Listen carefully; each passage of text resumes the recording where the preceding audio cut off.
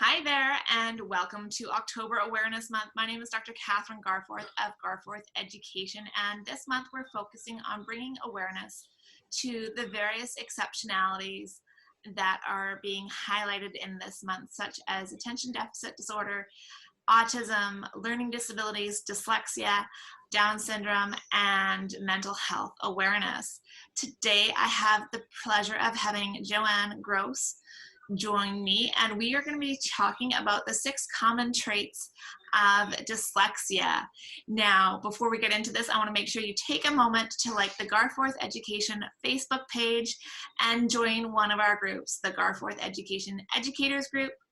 If you're an educator, Garforth Education's parent group, if you're a parent, and if you have a child with exceptionalities, then you should join the Garforth Education Exceptional Parent Group so you can get additional support about making sure that your child's needs are being met. So, good morning, Jo-Anne. How are you? I'm good. It's nice and sunny here in Toronto. And we just heard that there's a possibility that we're going into stage 2, and it gives us lots of time to do online interviews, train teachers online, and talk to parents on Zoom. You know, we seem to find ways to keep going, don't we? Yes. So why don't you tell us a little bit about yourself and what you do? Well, I've had an extensive journey with dyslexia. I have had a child with dyslexia. I walked the walk, the frustrating walk that every parent walks with it. Canada is in the dark. We do not talk about it except in certain advocacy sectors, but certainly our universities are not training our teachers. Then after I got my son going and everything got a lot better for him once he was remediated with the Orton-Gillingham method at a private school, I founded a charity, and I had a very famous school in the United States called the GAO come and train all the teachers for the school that I had founded, which was a SLAS charity. And I was looking at the model of Fraser Academy, actually, where the parent pays half of the cost. And I had also looked at another school in Alberta, and I'd gone down to visit Gordon Bullivant at the time, and I looked at his model and thought, okay, well, we'll have to fundraise like crazy, but at least, you know, we're not going to be charging parents $25,000 a year. We can do something better than that. And what I found out at the charity is that when our teachers were trained for 3 whole weeks in Orton-Gillingham with these wonderful people that came down from the GAO, was still murder to do it in the schools. Absolutely murder. They didn't have a curriculum.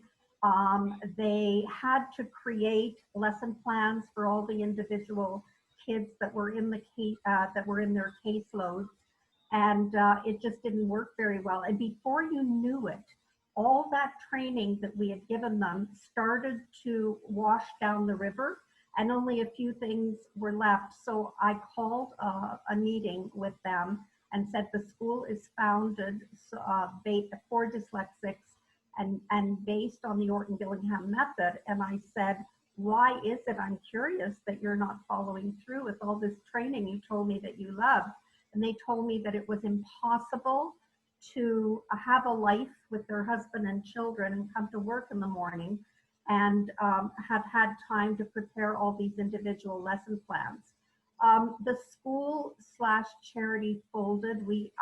I didn't want to keep it going in a way if we weren't honoring what we were based on. And also the board of directors, you can't control what's going on at a nonprofit board. It's probably very similar that what goes on at a school board or any nonprofit board. And before you know it, we had people coming on the board who were reducing or minimizing the absolute crucial importance of Orton-Gillingham or /structured literacy. And I was absolutely astounded because I'd given a very large donation to get all of it going. And so it did not survive without my advocacy and passion. And I was very sad about it for a couple of years. And then I regrouped. And in 1999, I decided to open a clinic with the mission of developing a standardized replicable formula for Orton Gillingham, so that teachers would have a curriculum that they could count on. And even if you have a school or a clinic, you have no idea what happens when somebody leaves you. You have like a month of training before you can even ask them to see a child. I mean, the problems are so significant because the teachers aren't, even with a master's in special ed or a PhD, you have no idea. They are not learning how to teach reading based on the reading research, and they're not learning anything about structured literacy or phonological awareness. So to be more succinct now, after 5 years, I started to publish the Remediation Plus system in 2003, 2004, and attempt to get it into schools, private schools, clinics. And I can't say that I have been massively successful, but I'm out there and I love making a difference, and I love training the teachers, and that's what I'm doing now. So we are just in the midst of going online, and I want more parents to be able to buy a step-by-step curriculum. And teachers all over they love to learn. And so if it becomes a downloadable curriculum, you know, I'll have both formats, print and digitized, and I'll see how it goes. So it's a new journey that I'm taking this fall. I should be up and running in about 2 weeks. Oh, wonderful. Thank you. All right. So that's my extensive story. Great. So today we're going to be focusing on the 6 common traits that you've found with dyslexia. So why don't you walk us through those? Okay, well, when we had the clinic and I was developing, I was absolutely astounded that we saw the same thing over and over and over again in our children that were coming to the clinic. One was they had a weak ability to segment and sequence sounds. So it wasn't just that they would write the word left, for example, as L-A-F-T, but they would also write it L-A-T-F. And they would write the word street, S-R-A-F, and it was just astounding. So they could be in grade 3, they could be in grade 2. They, as Dr. Linnea Airy says in her 4 stages of reading, I emailed her one day about a year ago because I was in the middle of a discussion and I wanted her opinion. And she said, well, because if you test an adult, I'm sure you have seen this, Kathryn, or a guy at university, he looks on paper like he's 7 years old or 5 years old. His printing can be that juvenile and his spelling can be that developmentally stunted. And so she said, yes, Jo-Anne, they are stuck at that level and they can't move on to the other levels. Mm-hmm. So it is so incredibly important to be remediated and to acquire the reading intervention based on the great reading research. So we have a weak ability to segment, and that's the cardinal deficit of dyslexia, is the phonological deficit. And that includes being able to take a word and having a real difficulty segmenting the sounds. So we say, how many sounds do you hear in the word chart? And they can't take them apart. They can't barely see the word and read it, but they certainly cannot segment the sounds. So that's all part of the cardinal deficit. Then we take out our sounds. I have a deck of sounds in the Remediation Plus system. The reading research at the National Institute of Child Health and Development, as we know, Kathryn, extracted the fact that there are 44 speech sounds, and that is very different than phonics, even though it's all part of phonology. The phoneme is a speech sound, and you give it a picture, which it goes from phoneme in your mouth, the articulation, to the grapheme component. You give it a picture and then you read from that. That's what struggling readers need and require. So you give them the sounds and ask them to give them to you. Some of the children you test, I'm sure Kathryn will attest to this, they'll be very good at it because grandma and auntie were teachers. They tried everything with that dyslexic child to get him to learn how to read. He knows all his sounds. But then when you put the reader in front of him and try to get him to read something, he guesses entirely because he doesn't know how to use the sounds to read and spell and write. And that's the difference with Orton-Gillingham or structured literacy. It handles the orthographic processing of language. It doesn't just give you the sounds. So they have weak phonological awareness. They have an inability, they have no knowledge of sounds. And you see that when they read the word star will be stop. They might get the first letter, the second letter, but they guess a great deal. Thirdly, there's a real problem in the reading instruction that teachers are given at university and many programs that are in our schools, and the fact that children are encouraged to guess. It's a very big disease and not read through words. So we'll talk about at the end. Is it an instructional casualty or is it dyslexia? The other thing that we see is a lack of phoneme grapheme correspondence. When students read a word successfully, they might read the word stop and they might read the word star without a problem. But when they go to put it down on paper, there is no connection whatsoever. Sometimes we were absolutely astounded. So on his reading test, he might score a grade 1.7, and he's late grade 2. So we would have considered that not too bad because of the atrocities that we saw. And then when we gave him the spelling test, the criterion reference spelling test, he would have, he was a pre-speller. He had no idea whatsoever how all of that worked.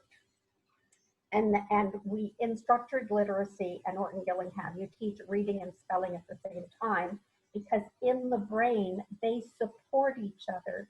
The language triangle theory is that you articulate and you read and you encode and you shape your letters.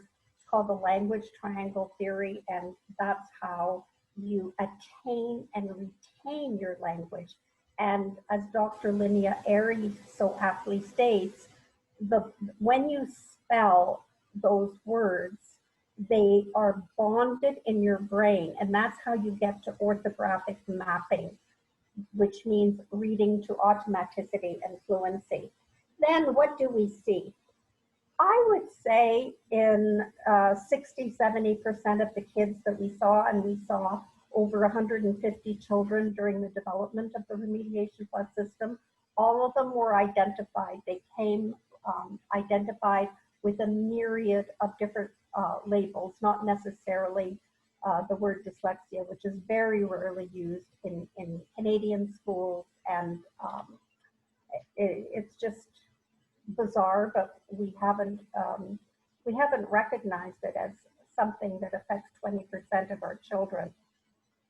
So they frequently have the comorbidity of auditory discrimination problems, central auditory processing disorder, and so you see the children, confuse the SH with the CH and all of that. So in Orton, it's a very physiological intervention where all of these things are dealt with. The sh and the ch, which goes with your back teeth. We use rice trays, and it sounds like it might be a little bit complicated, but you just do it 2-3 times, and you make sure that he writes it in the rice tray and feels it as he's learning it. And the differentiation, you have a little mirror there so that he himself sees the different ways that his mouth is feeling and seeing when he's conquering this confusion. And before you know it, he's got it. The same thing with all the short vowels. Ah and eh are frequently confused. Ah and ah, frequently confused. Eh and eh. So we have to deal with all of that, because if you read the word bat and you read the word bet, look at, they're two different words entirely, and the comprehension goes down the tube. So we have to clarify all of that. The auditory processing difficulties, I would have no idea. I'm sure Dr. Garforth knows how to test for auditory processing, but what we know is that most of our children, or a lot of them, came to us with central auditory processing disorder. And those children have such a hard time at school. But the dyslexia is a major part of the problem. And they absolutely need Orton Gillingham / structured literacy in order to learn how to read. It's unbelievable. One of my trainers was a speech pathologist, and I incorporated into our lesson plan a ball exercise, which makes them connect what they hear to what they see in their brain. And then they have to string 3 sounds together, 4, then 5, and we keep pushing it. And it helps them so dramatically. It's amazing. So you have to know that there's so much that can be done, and it happens so quickly. It like I did, you eventually walk into the oasis of scientifically based reading intervention. And then the dysgraphia, very, very chicken scratch, illegible handwriting that only your mother can read. And even then, it can be a bit of a challenge. So we have to deal with that. And we used the Slingerland handwriting technique. Beth Slingerland wrote a compelling book. And actually, Linda and I just chatted on Twitter when she saw my video, and she said, very interesting, because you can't take handwriting without tears or any regular handwriting method. They don't have the image here of what the letter is. So you have to get the shape of the letter and the sound connected. And then when they have it up there, you bring it down and you get this crystal clear handwriting. It's really quite wonderful. So that's what we saw over and over again. So when we train teachers in schools, what we encourage them to do is click off how many of these things the children have. And if they have all of them, you'll know you have a child, and he's a non-blender. You know you have a child that you have to put one-on-one for a month to get them learning how to coordinate all these things. And then he can go to a small group. Whereas if he only has 2 or 3 of this, he might be a mild case. I really believe dyslexia is a spectrum. I don't know how you feel, Kathryn, but we have autism spectrum disorder. Why don't we have dyslexia spectrum disorder? Yeah, well, and it also depends on the interventions that they have received. So a child may have had their phonological processing identified as a younger child, like before school age, if they're having some issues with their speech. So they may have already received some phonological awareness interventions based on working with a speech and language pathologist. So they may be able to hear the sounds a little bit better and discriminate them than someone who hasn't. So it's all about trying to figure out where the child is at, and what skills they need. Where they're at. Mm-hmm. I agree. Yeah. Yeah. Great. So thank you so much for going through these 6 traits with us. And we will be speaking with Jo-Anne Gross again tomorrow to discuss the differences between the different tiers of intervention. And she mentioned those briefly, how you can do the small group and the one-on-one. And so we're going to go into a little bit more detail about that. Thank you, Kathryn. Thank you, Jo-Anne.